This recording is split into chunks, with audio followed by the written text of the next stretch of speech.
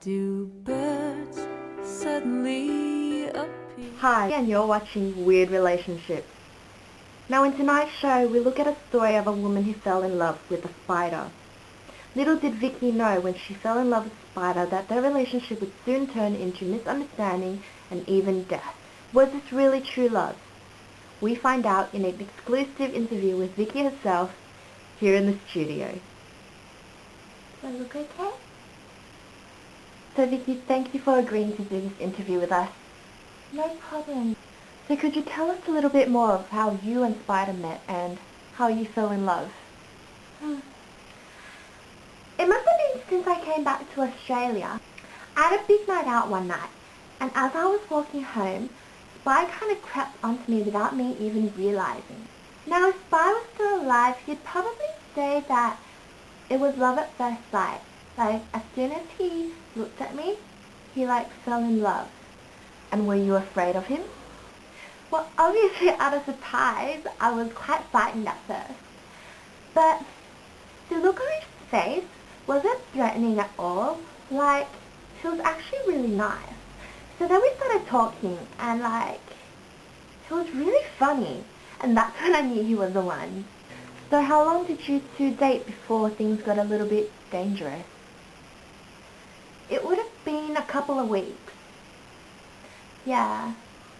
And in that time we lived together. He was always very protective. And I mean, that wasn't always a bad thing. I mean, with the number of mosquitoes out there, mosquitoes just love me. Those guys just love me. But luckily I had Spy. And Spy just beat him and ate him all. One night, I came home really late from a crazy night out, right? Yeah? Or you understand what I'm talking about? No? Okay. Well, I went out, and I came home really late. And Spy saw all these mosquito bites down my leg, down my neck, and my arms. And he completely lost it. Right? Actually, I was really scared. I'd never seen him like that before. And what did your friends and family think about you and Spyder going out? Most of them were really kind of against it. I don't get it. I mean, I know Spy was kind of part of the gang, and that most people don't like people or creatures of his kind. But, it's not fair. I mean, I had a few friends who even stopped hanging out with me just because I was with Spy. Right? What people always assume is that just because he's big and he looks scary, that he's really dangerous. But for real, once you get to know him, he's such a big softie and such a sweetie. So talking about the lead up to his death, what happened? He became really jealous, and that scared me a lot of the time. He didn't speak to me for days, and then one day he just disappeared. And, since then I became really paranoid. I kept seeing him everywhere, but he wasn't really there. You know what I mean? I couldn't eat. I couldn't sleep. I thought he would be gone for good. And my dad told me, if Spy comes back and he lays just one leg on me, he'd kill him. And did Spy ever come back? Well, yes. While I was out one night, he came back, and he wanted to surprise me, to apologize. He started building a house for us in my room. It was quite small. But then my dad...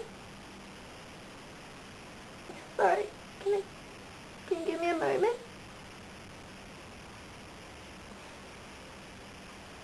Do I look okay? You'll cut that part out, right? Okay. But my dad heard him breaking in, and he got him, and then he killed him.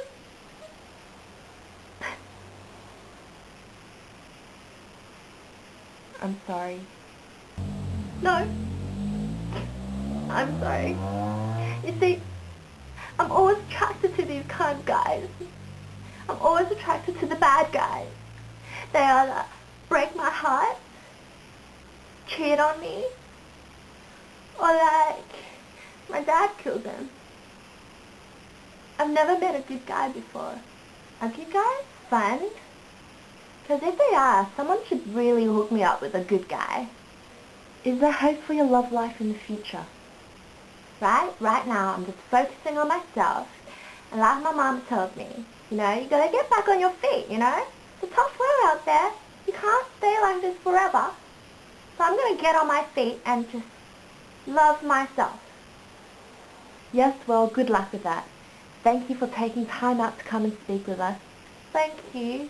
So don't I get free lunch or something for doing this with you guys? Don't I? Who told her that? Anyone?